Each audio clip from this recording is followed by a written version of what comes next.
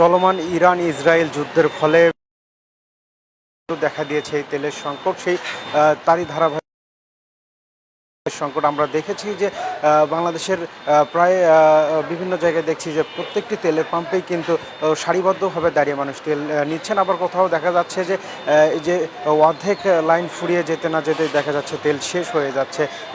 আমি এই মুহূর্তে রয়েছি বর্তমান রাজশাহীর একটি শালবাগানের একটি ফিলিং স্টেশনে, যেখানে আমরা দেখছি যে আজকে সেখানে তেল দেওয়া হচ্ছে যে যে কোনো গাড়িতে দেখছি, কোনো গাড়িতে 500, কোনো গাড়িতে 800 মানে দেখা যাচ্ছে। তবে তাদের যে 500 টাকা করে তেল দেওয়ার যে নিয়ম, সেটাও দেখছি কখনো ভঙ্গ।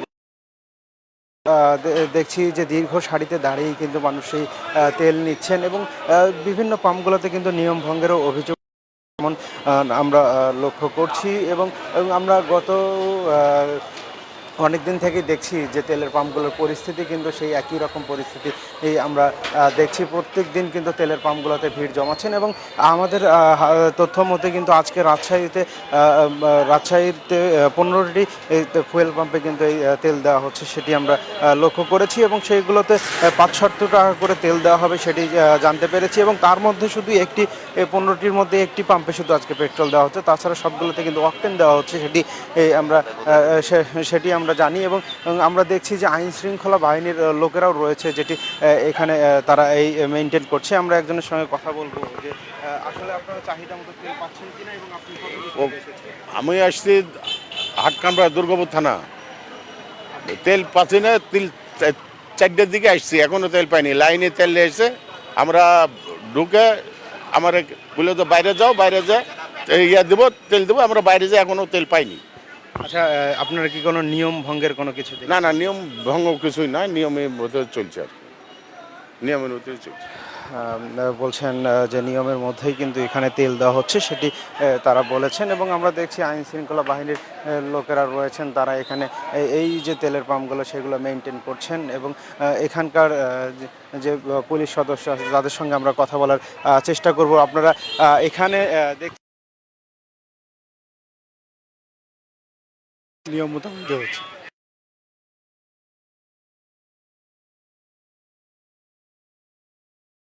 800,000 টাকারও তেল দেওয়া হচ্ছে, এগুলো আপনারা লক্ষ্য করেছেন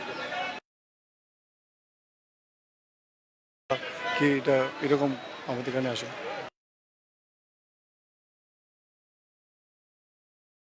দায়িত্বে আছেন তিনি বলছেন যে এখানে যে সেখানে গিয়ে লক্ষ্য করেছি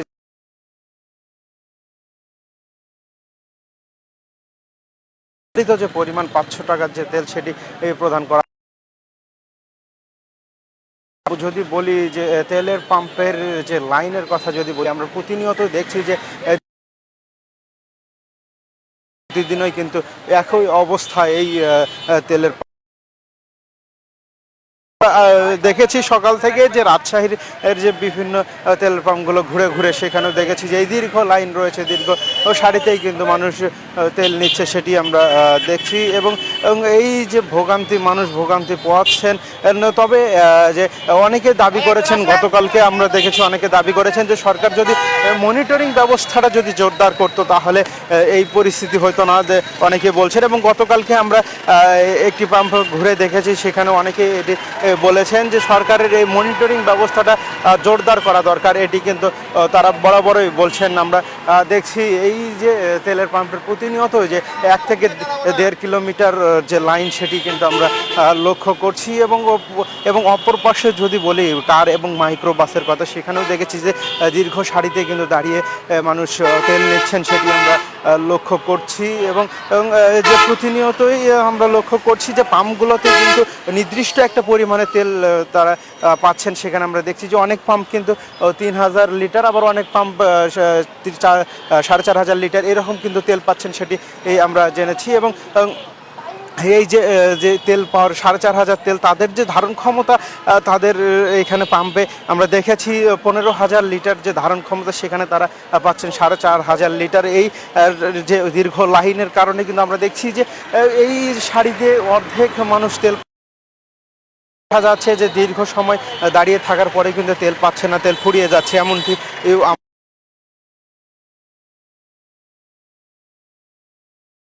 যে প্রত্যেকটি পাম্পে কিন্তু যথেষ্ট পরিমাণে কিন্তু আইন শৃঙ্খলা বাহিনীর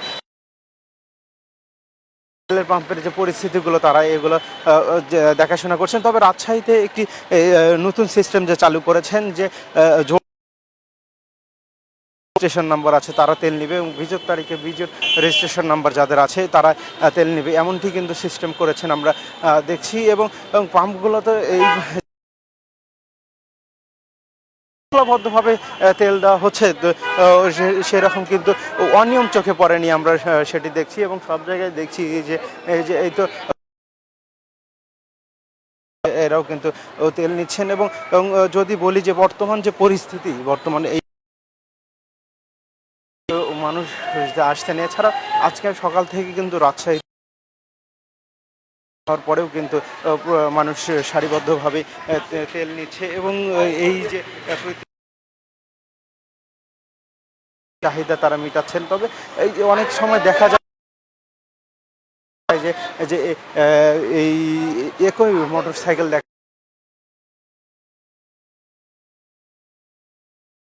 সব মিলিয়ে বলতে পারি যে আজকে যে রাজশাহীতে যে